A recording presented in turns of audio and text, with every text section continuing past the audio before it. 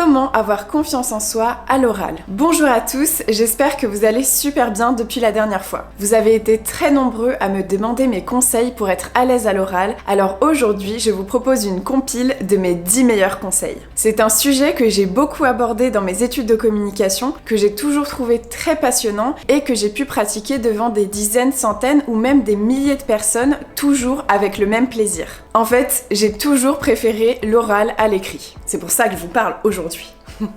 Et que je suis pas en train de vous écrire un texte. Avant tout, vous devez savoir qu'être à l'aise à l'oral, ça peut paraître plus facile pour certaines personnes, mais c'est quelque chose qui s'apprend et qui se travaille. Pour moi, c'était surtout une question du plaisir que je prenais à prendre la parole pour transmettre des informations, pour captiver les gens ou même pour raconter des histoires. Il y a aussi une part de confiance en soi qui me permettait plus facilement de transformer mon stress en énergie positive. Alors c'est parti pour les conseils. Conseil numéro 1, une première impression en béton. Oui, tout se joue dans les premières secondes, dès que vous arrivez, que vous vous positionnez et que vous commencez à prendre la parole. Pensez tout de suite qu'on vous observe, qu'on vous analyse et que vous devez être au top.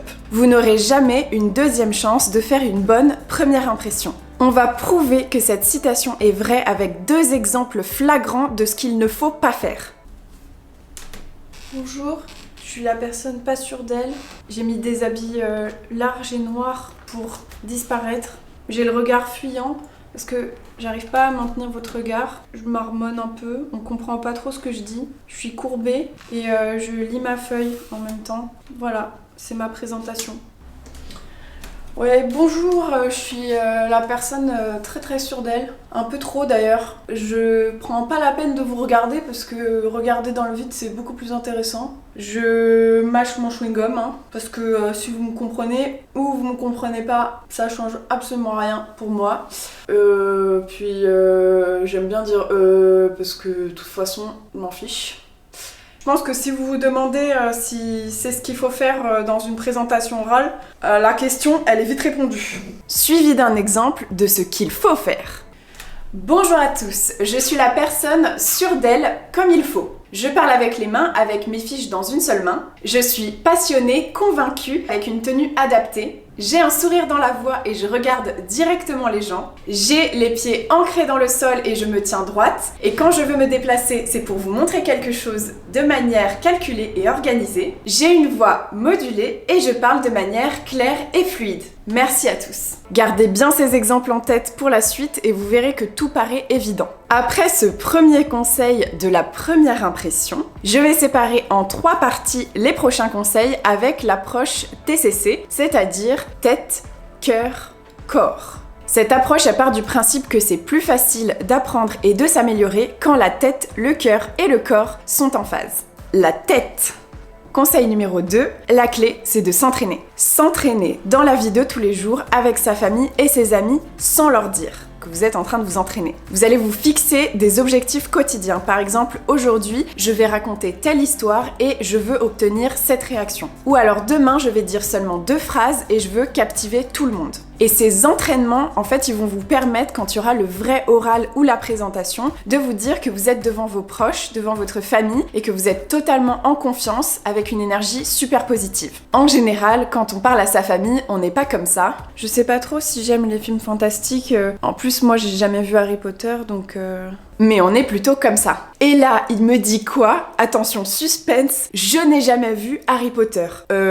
Comment? Non mais s'il vous plaît, vous pouvez m'expliquer parce que là, j'ai pas très bien compris. Donc, imaginez qu'on est devant ses proches, c'est être plus à l'aise. Conseil numéro 3, s'entraîner encore et toujours, nuit et jour. Bon, évidemment, je vous dis pas que vous avez pas le droit de dormir.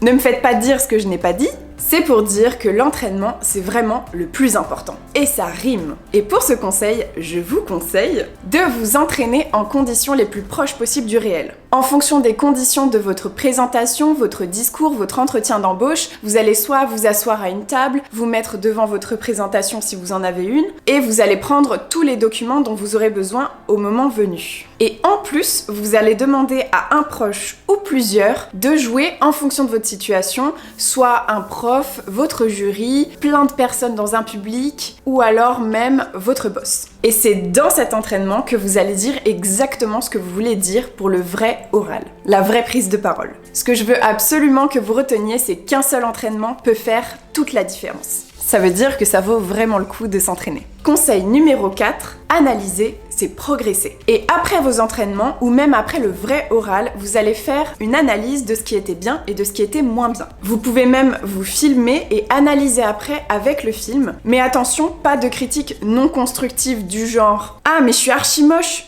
pourquoi tu fais ça en fait ? C'est quoi cette coiffure là, t'es gênante. » Mais en mode critique constructive. Ok, bon la prochaine fois je regarderai plus la partie gauche de la salle. Ah là je pourrais parler de mon PowerPoint. Ah je pourrais mettre mes mains comme ça sera mieux je pense. On passe au cœur.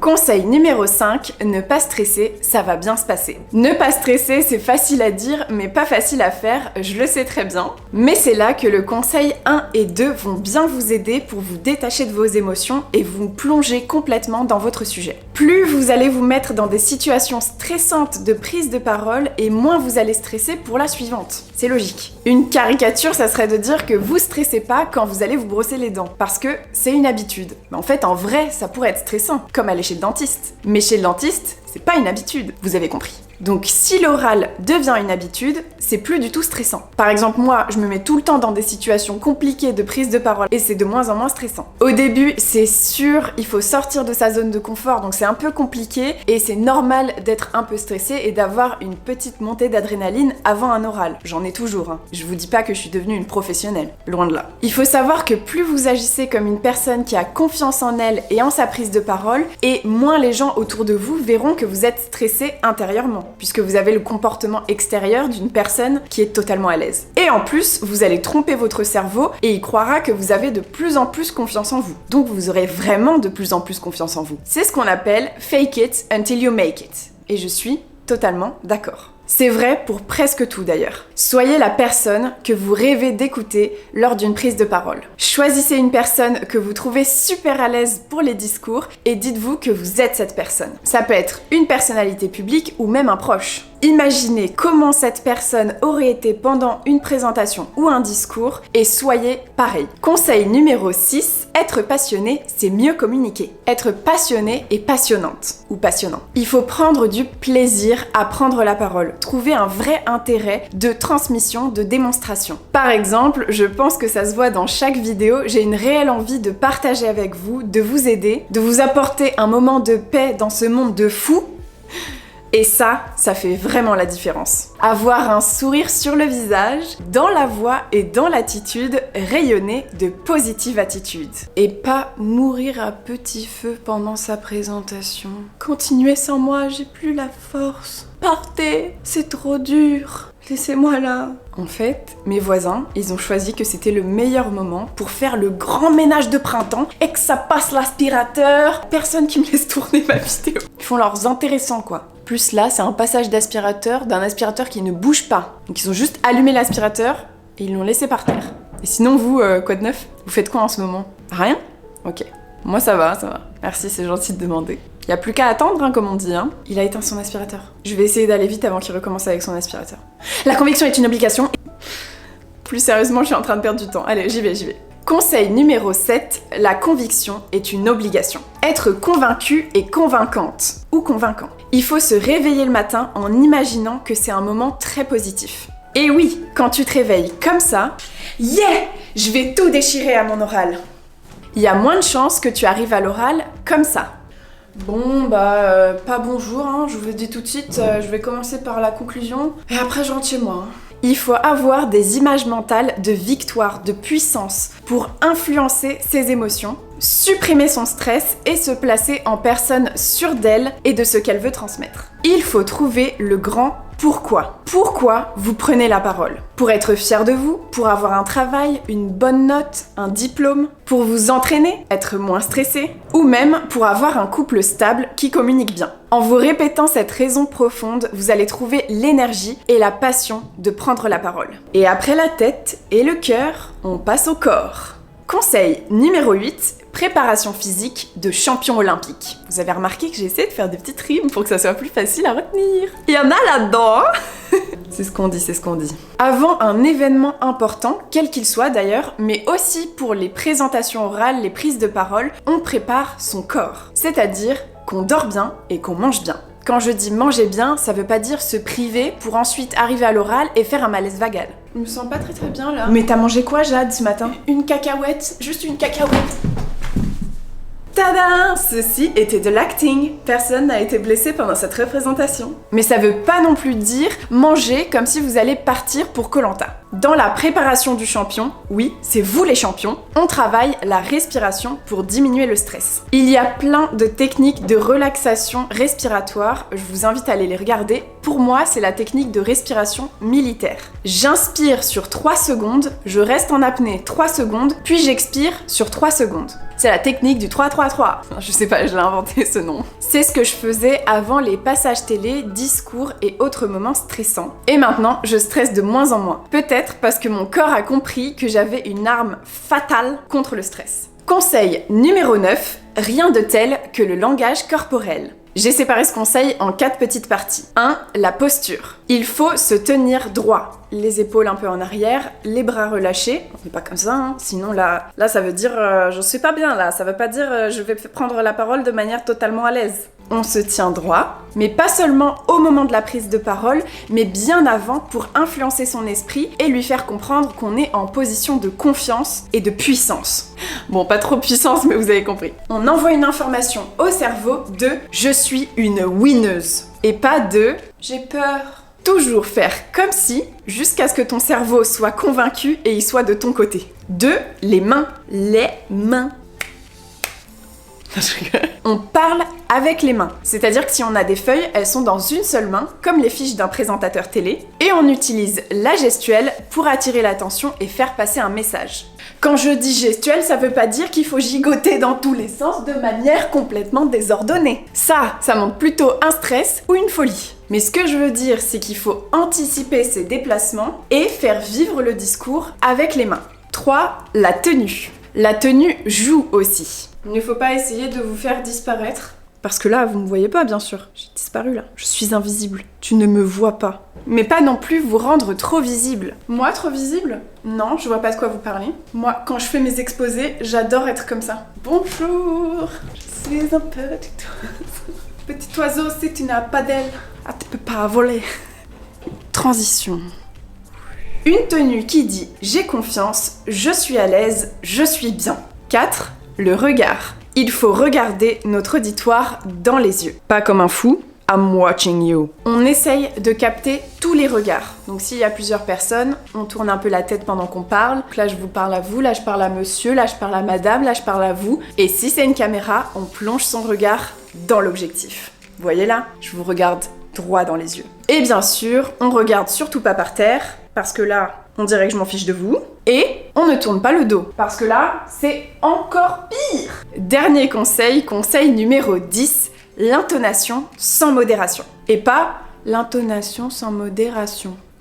Avoir un ton qui montre l'intérêt du sujet et pas qui endort tout le monde. Parce que si vous endormez tout le monde, de toute évidence, ils ne vont plus vous écouter, puisqu'ils dormiront. C'est-à-dire qu'il faut avoir une voix modulée. Ne pas parler sur un ton monotone comme ça, mais plutôt parler avec passion et vigueur. Il faut parler assez fort. Moi, je vous dirais de parler plus fort que ce que vous avez l'habitude de faire, mais si j'appliquais ce conseil, je serais en train de vous crier dessus. Oh là là, mais là, c'est vraiment une fin de tournage, hein. Je suis en train de vous péter un câble. Donc là, ça va vraiment dépendre de vous. Dites-vous que vous vous entendez super bien, mais que c'est pas forcément le cas de tout le monde. On en connaît tous des gens qui marmonnent et des gens qui parlent super fort. C'est moi ça. Et il faut préférer les silences aux On a compris, je pense. C'est ainsi que s'achève ma présentation. C'est ainsi que s'achève ma présentation. Voilà! Ce qui est très important, c'est que plus vous allez appliquer ces conseils et plus vous aurez non seulement confiance en vous à l'oral, mais confiance en vous de manière générale. Et ça, c'est top. La confiance en soi, ça se travaille et ça se développe par un enchaînement d'événements et d'actions. Donc plus vous faites d'actions pour avoir confiance en vous, et plus vous aurez confiance en vous. Alors on récapitule les best conseils pour avoir confiance en soi à l'oral. 1. Une première impression en béton. 2. La clé, c'est de s'entraîner. 3. S'entraîner encore et toujours, nuit et jour. 4. S'analyser, c'est progresser. 5. Ne pas stresser, ça va bien se passer. 6. Être passionné, c'est mieux communiquer. 7. La conviction est une obligation. 8. Préparation physique de champion olympique. 9. Rien de tel que le langage corporel. Et 10. L'intonation sans modération. C'est bizarre, il est déjà passé par ici. Je l'ai entendu tout à l'heure. Je crois qu'il y a un break d'aspirateur là. Je vous ai donné mes meilleurs conseils, mais ce qu'il faut absolument retenir, c'est que c'est l'entraînement et la passion qui vous permettront vraiment d'être plus à l'aise. Ici, je n'ai pas parlé du fond de votre prise de parole, parce que de toute évidence, ça va dépendre de ce que vous devez faire, et ça serait des cas trop particuliers pour que ça puisse parler à tout le monde, mais je vous ai présenté de nombreux aspects de la forme. On sait bien qu'à l'oral, la forme a autant d'importance que le fond, et si vous appliquez tous ces conseils, vous allez déjà sentir une nette amélioration. Moi, je vais les appliquer. On sait que tu les appliques, c'est tes conseils. Si vous aimez ces conseils et que vous pensez devenir un maître communicant, n'hésitez pas à mettre un petit pouce, un abonnement, un partage, un commentaire, ça fait super plaisir. Et moi je vous dis à bientôt, prenez soin de vous.